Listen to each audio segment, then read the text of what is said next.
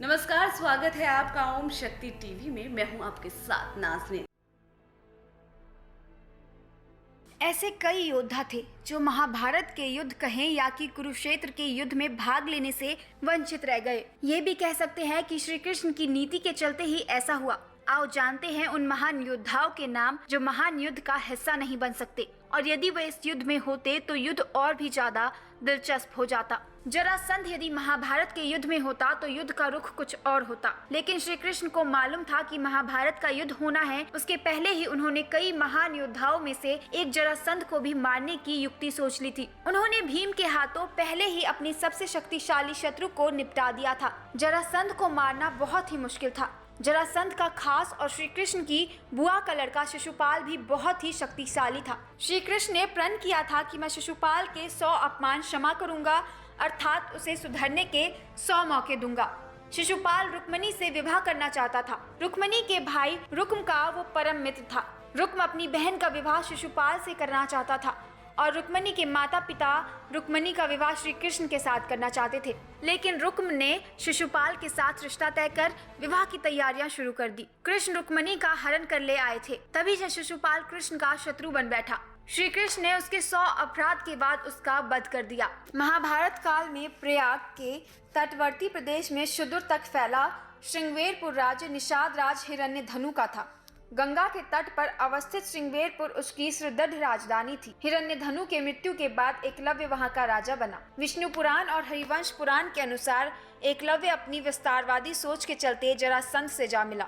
जरासंध की सेना की तरफ से उसने मथुरा पर आक्रमण करके एक बार यादव सेना का लगभग सफाया कर दिया था। बाद में उसका युद्ध श्री कृष्ण से हुआ और वो मारा गया। भगवान कृष्ण के बड़े भाई बलराम ने श्री कृष्ण को कई बार समझाया कि हमें युद्ध में शामिल नहीं होना चाहिए, क्योंकि दुर्योधन और अर्जुन दोनों ही हमारे मित्र हैं। ऐसे धर्म संकट के समय दोनों का ही पक्ष न लेना उचित होगा।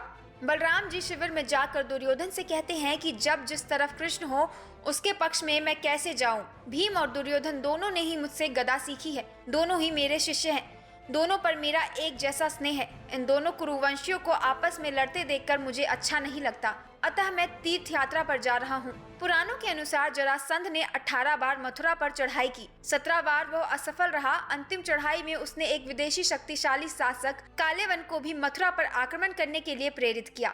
कालेवन की सेना ने मथुरा को घेर लिया। उसने मथुरा नरेश के नाम संदेश भेजा और युद्ध के लिए एक दिन का समय दिया। श्री कृष्ण ने उत्तर में भेजा कि युद्ध केवल कृष्ण और कालेवन में हो, सेना को व्यर्थ क्यों लड़ाए। कालेवन ने स्वीकार कर लिया। कृष्ण और कालेवन का युद्ध हुआ और कृष्ण रण्य की भूमि छोड़कर भागने लगा तो कालेवन भी उनके पीछे भागा। भागते भागते कृष्ण एक गुफा में चले गए। कालेवन भी वहीं घुस गया। गुफा में कालेवन ने एक दूसरे मनुष्य को सोते हुए देखा। कालेवन ने उसे कृष्ण समझकर कसकर लात मार दी और वो मनुष्य उठ पड़ा। उसने जैसे ही आंखें खोली, इधर उधर देखने लगे, तब सामने उसे कालेवन दिखाई दिया। कालेवन उसके देखने से तत्काल ही जलकर भस्म हो गया। कालेवन को जो पुरुष गुफा में सोए मिले वे इक्ष्वाकु वंशी महाराज मानधाता के पुत्र राजा मुकुंदचंद थे, जो तपस्वी और प्रतापी थे।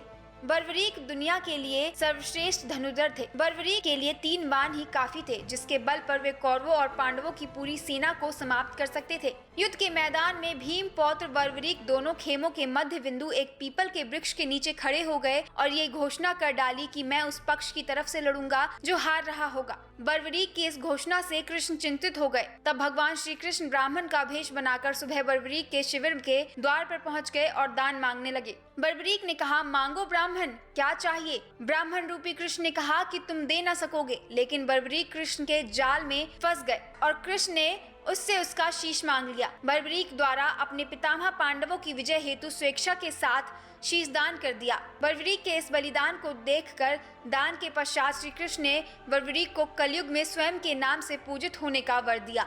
आज बर्बरीक को खाटू श्याम के नाम से पूजा जाता है।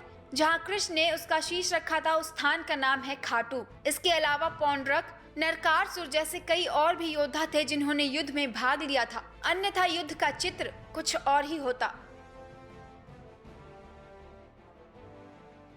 धर्म संबंधित जानकारियों के लिए देखते रहिए ओम शक्ति टीवी। नमस्कार।